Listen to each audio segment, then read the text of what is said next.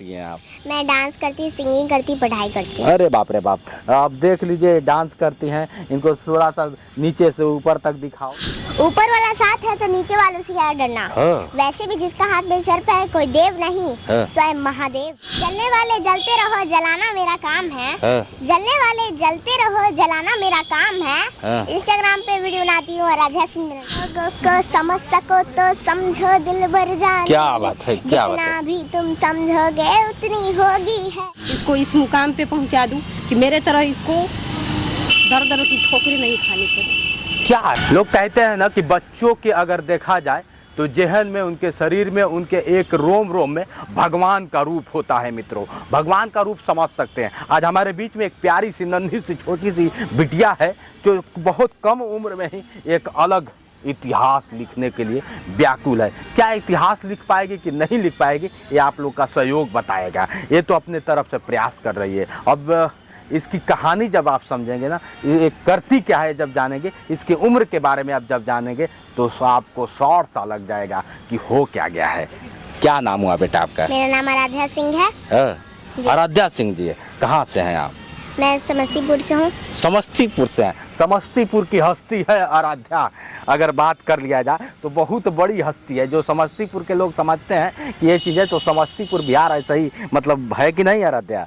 आराध्या जी क्या करती हैं आप? मैं डांस करती हूँ, सिंगिंग करती हूँ, पढ़ाई करती हूँ। अरे बाप रे बाप, आप देख लीजिए डांस करती हैं, इनको थोड़ा सा नीचे से ऊपर तक दिखाओ। डांस भी कर लेती हैं, सिंगिंग भी कर लेती हैं, पढ़ाई भी कर लेती हैं और लड़ाई भी कर लेती हैं कभी कभी। देख लीजिए। तो इतने उम्र कितना हो गया? मेरा उम्र अभी 7 साल है। बस 7 साल है? और 7 साल में क्या होता है, सब कुछ करने लगे? जी। तो अभी तो पढ़ाई करने का उम्र था, ये सब क्या करना। आपके जैसे बच्चे चुपचाप पड़े रहते हैं, कुछ करते नहीं, आप ये सब इतना करने लगे? कौन इतना बता दिया?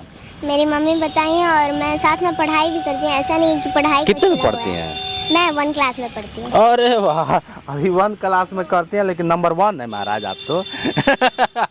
1 क्लास में पढ़ के नंबर 1 हो गई ना। क्या क्या हमारे दर्शकों को थोड़ा सा सिखाएंगी, बताएंगी, तो बताइए ना। तो मैं सबसे पहले एक्टिंग से शुरू करूँगी। हाँ हाँ, ठीक है। ऊपर वाला साथ है तो नीचे वालों से क्या डरना। हाँ। वैसे भी जिसका हाथ में सर पे है कोई देव नहीं, हाँ। स्वयं महादेव है। अरे वाह वाह, क्या बात है, क्या बात है। और एक बार हो जाए और क्या होगा? जलने वाले जलते रहो, जलाना मेरा काम है। हाँ। जलने वाले जलते रहो, जलाना मेरा काम है। हाँ। इंस्टाग्राम पे वीडियो बनाती हूँ, आराध्या सिंह मेरा नाम है। क्या बात है, क्या बात है। अब देख लीजिए, देखने में छोट लगे घाव करे गंभीर, आप लोग भी जानते हैं ये लड़की देखने में छोटी है लेकिन गजब का इसका मतलब टैलेंट देखिए। बहुत कुछ है, जानती है, डांस कर लेती है, सिंगिंग कर लेती है। डांस कैसे कर लेती हो आराध्या? हम लोगों को समझ सको तो समझो, दिल भर जाने। क्या बात है, क्या बात है। जितना भी तुम समझोगे उतनी होगी हैरानी।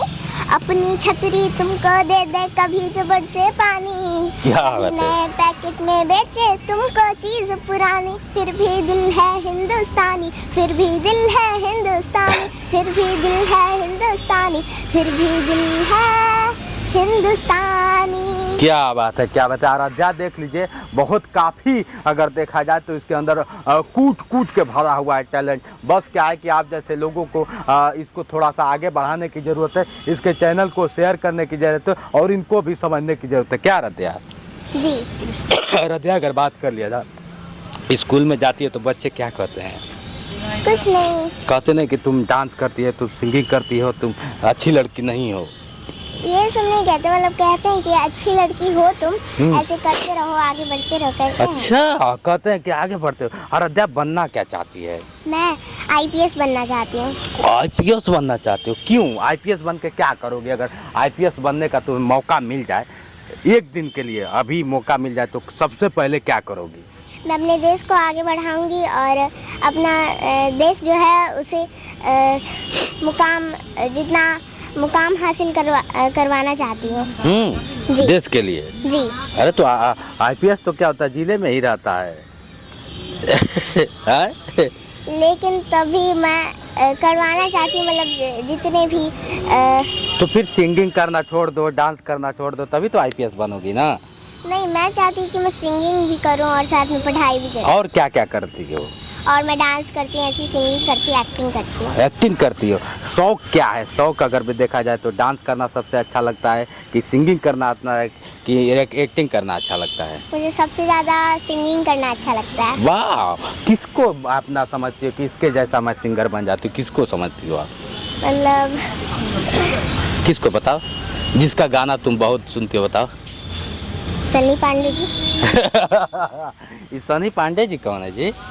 यही भोजपुरी के सिंगर। तो भोजपुरी गाना गाती हो? भोजपुरी भी गाती हूँ, हिंदी भी गाती हूँ। अच्छा, तो हमारे दर्शकों को एक गाना सुना दो।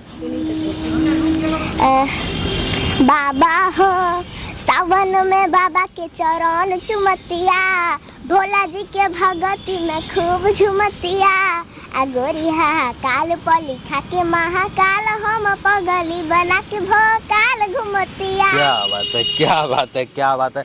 मतलब क्या बताएं, कोई शब्द नहीं है। आप जो कहेंगे कि मतलब इस तरह से, ऐसा तो नहीं कि शरीर में क्या होता है कि वाईफाई लगाई हो? नहीं इतना तेज तो वाईफाई भी नहीं काम करेगा जी।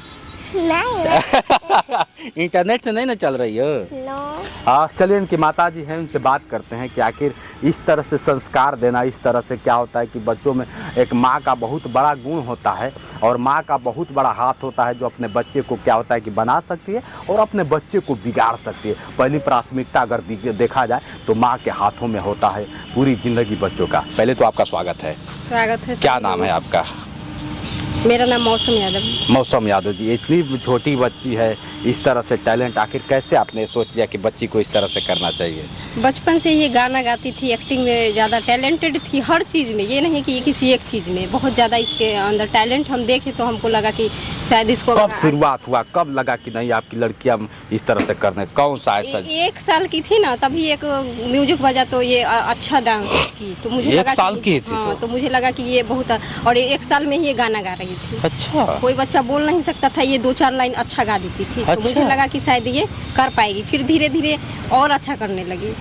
हाँ, तो 2-3 साल में पूरी तरह से हम समझ गए कि इसके अंदर टैलेंट है। तो इनका साथ आप दे रही हैं, बढ़िया से दे रही हैं, और आगे इसमें कहाँ तक ले जाना चाहती हैं? आगे इसको हम ऐसा पूरा सपोर्ट करें कि मेरे लाइफ में भी बहुत सारे स्ट्रगल है, और मैं आपको बता दूं कि मैं अकेले ये सब कुछ कर रही हूँ। मेरे हस्बैंड ने भी गलत किया है, मेरी बच्ची को पैदा होने से पहले छोड़ दिया। अच्छा। हाँ, पैदा होने से पहले ही छोड़ दिया। तो मेरा ये सोचना है ना कि मैं इसको जीते जी, अपने जीते जी इसको इस मुकाम पे पहुंचा दूं कि मेरे तरह इसको दर दर की ठोकरें नहीं खानी पड़े। क्या ऐसा हुआ कि मतलब आपके पति ही आपको छोड़ दिए और बच्ची पैदा, इसका क्या कसूर था?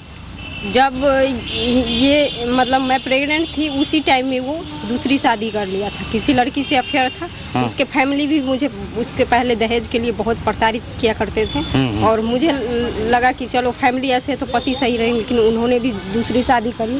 तब जाके मेरे ज़िंदगी में शॉर्टकट में यही बताऊंगी कि मेरा कोई सपोर्ट नहीं, और मैं खुद से एक शादी कैसे की थी? शादी कैसे आपकी थी?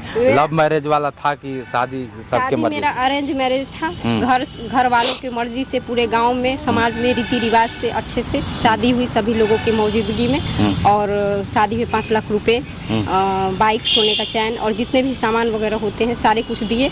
उसके 3 साल तक मुझे मायके में छोड़ दिया। 3 साल बाद फिर से मारपीट वगैरह हुआ था उसके बीच में, तो फिर से इसको दिया गया था। तो मारपीट आखिर किस वजह से? शादी अच्छा हुआ, आप भी अच्छी थी, पति भी अच्छा था, मार किस वजह से होने लगा? मारपीट इस वजह से कि दहेज के लिए पहले बोलते थे, मेरे घर में माँ नहीं है, मैं किसको ये सब बात बोलती थी, मेरे पापा को बोलती थी, तो ये लोग बोलते थे कि पैसे ला कर दिलवा दो।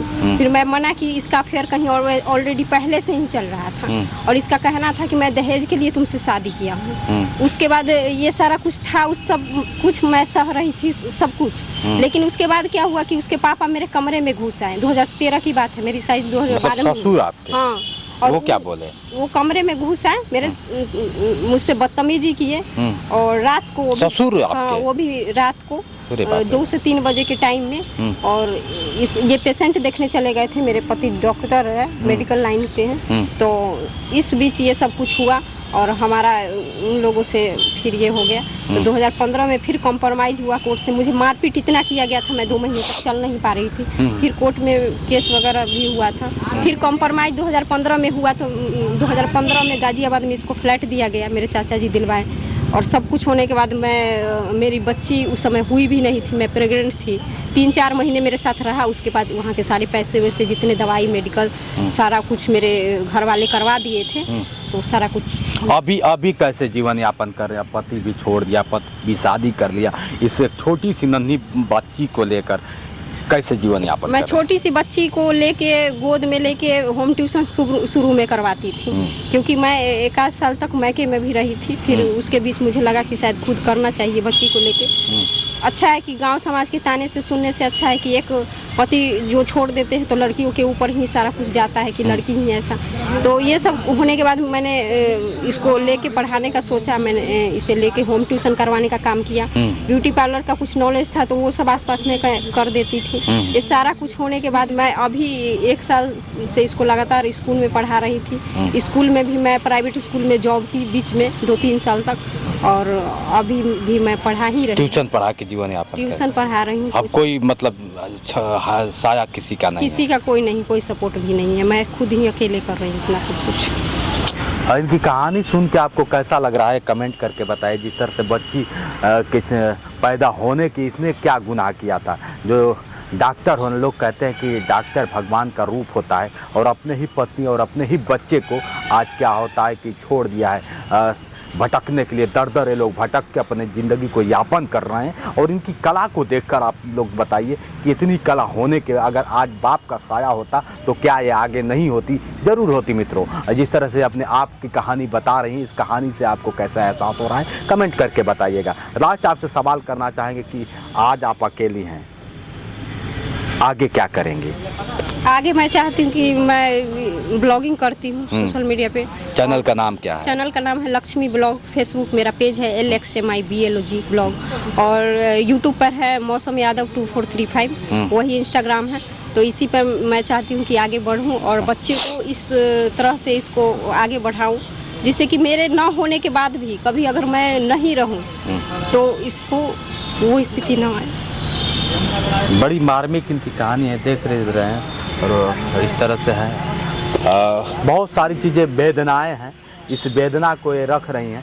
और ये वेदना जानते हैं हर व्यक्ति के अंदर है, हर वो इंसान के अंदर है जो थोड़ी सी चाहत रखता है अपने परिवार को चलाने के लिए। लेकिन पैसा एक ऐसा चीज़ है ना मित्र कि सबको दूर कर देता है और चूर चूर कर देता है। आज पति पैसा वाला हो गया और पत्नी को छोड़ दिया कि जाओ तुम दर दर भटकती रहो। आज ये मौसम जी दर दर भटक रही हैं। क्या इनका पति और इनका यही कसूर था कि क्या होता है कि बच्ची को पैदा कर दी? इनका यही कसूर था कि उनसे शादी कर दी? इनका यही कसूर था कि आपके घर में बहू बन के गई? यही कसूर था। तो फिर आपने शादी क्यों किया? आप लोग इनके कहानी को सुनकर क्या समझ रहे हैं कमेंट करके बताएं। क्या ये सही है या इनका पति सही है, या फिर इनके साथ ऐसा होना चाहिए कि नहीं होना चाहिए? इस प्यारी सी बच्ची को लेकर आज जिस तरह से बिहार में भटक रही हैं मित्रों, कहीं ना कहीं ये बहुत बड़ी चीज़ है जो हर एक एंगल से देखा जाए तो एक सवाल उठता है, और उस सवाल में कहीं ना कहीं कोई जवाब बन के नहीं आएगा तो ऐसे बेटियां भटकती रहेंगी। आज के लिए इतना ही। बने रहे वीडियो के साथ। मैं हूं जितेंद्र और आप देख रहे थे